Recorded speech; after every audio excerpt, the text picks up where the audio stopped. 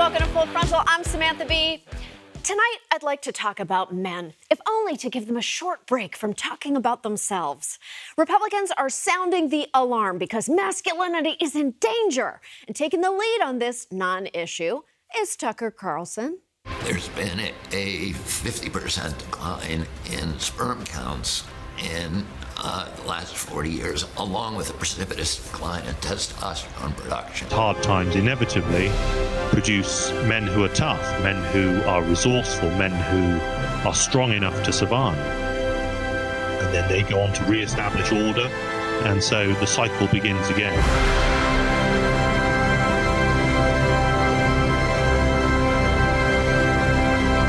Do you think that's what an erection sounds like? Man, you've gotta love a documentary that has the same energy as an ad for toilet wipes for insecure dudes. Tucker's new documentary apparently claims that men are physically weaker than they used to be, which translates to weaker political leadership. Clearly, he hasn't seen Nancy Pelosi doing reps at Gold's Gym. She can bench press a McConnell and a half. Yet that doesn't appear to be the most ridiculous argument made in the film. Would you recommend young men to tan their balls? To what?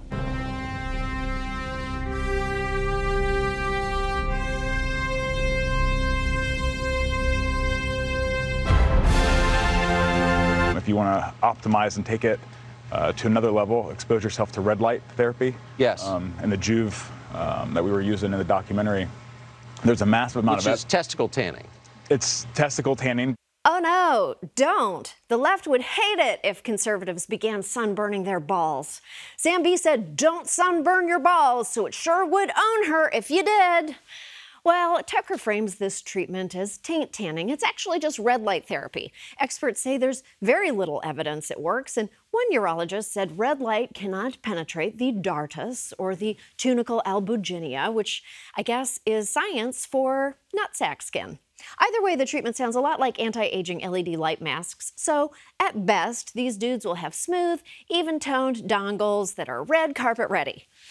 As weird as genital tanning sounds, it's not surprising that Tucker Carlson wants to irradiate your junk. If you rearrange the letters in his name, it even spells Tancock's ruler.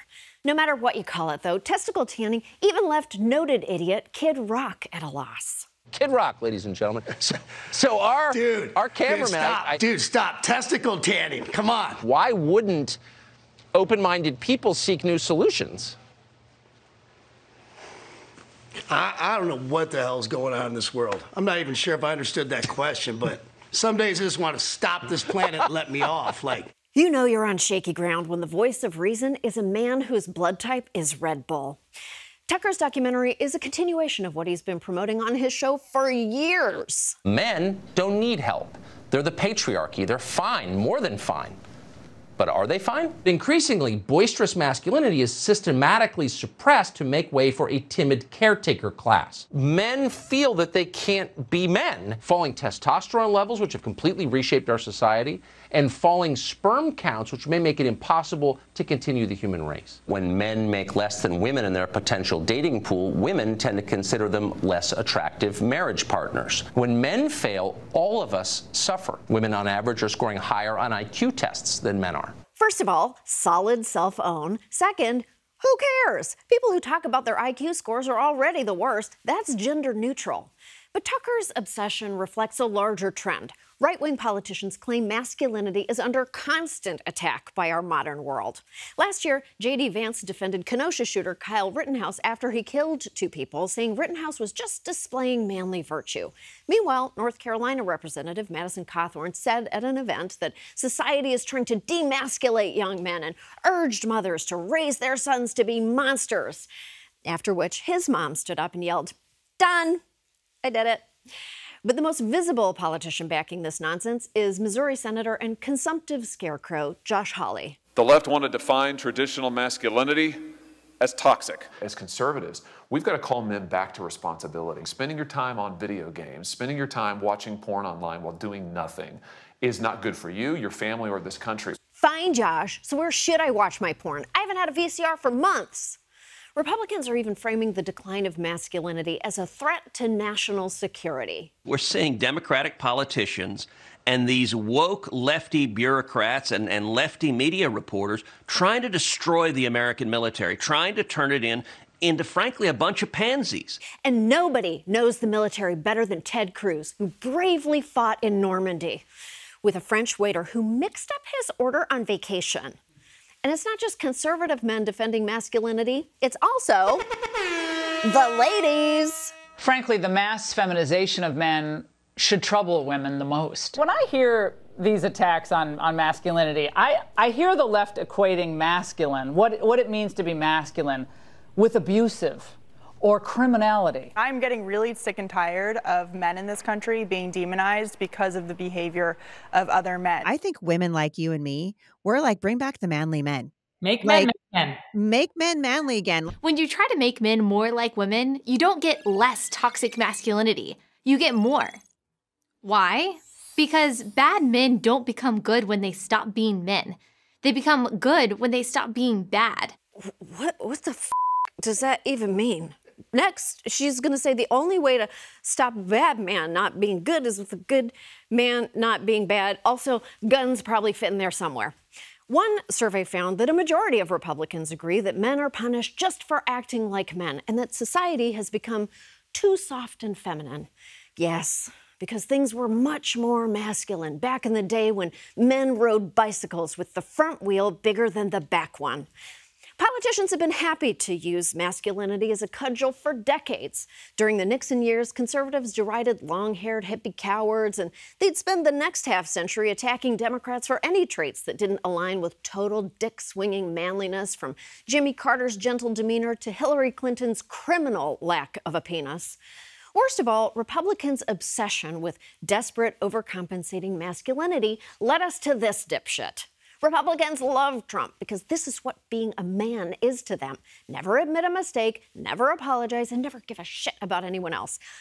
Our current wave of manic panic reached new heights back in 2017 when one study said sperm counts had consistently and remarkably declined over the course of a generation. It sparked a Newsweek cover story asking who's killing America's sperm, and more importantly, who's drawing their little chalk sperm outlines.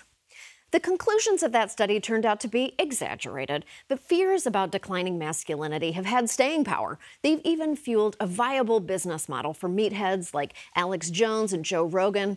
Not only does Spotify pay Rogan approximately all the money on the planet to rant about how straight white men are being oppressed, he gets even more cash shilling crap to help bros be broier. From meat to fitness equipment to a penis attachment that will split your stream in two to help you piss all over both sides of the toilet at once.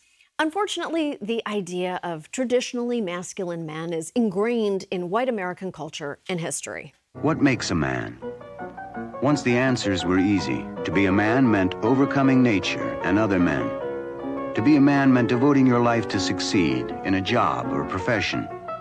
To be a man meant putting women in their place, whether in the kitchen, on a pedestal, or between the sheets. But only a true man's man could do all three at once. Of course, this type of thinking benefits no one, and research shows that toxic masculinity is actually toxic for men. The collected research found that, quote, traditional masculinity, marked by stoicism, competitiveness, dominance, and aggression, is, on the whole, harmful. The report lays out some striking mental and physical health disparities between men and women.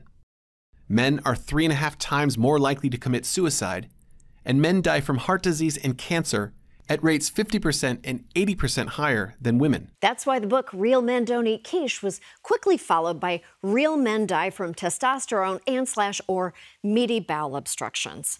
Toxic masculinity causes real damage to men's mental health, and traditional masculine ideals may also heighten the potential for young boys to engage in violence.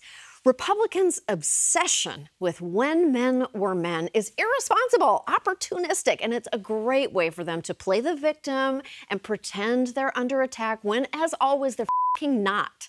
Turns out, the real victim in all this is balls.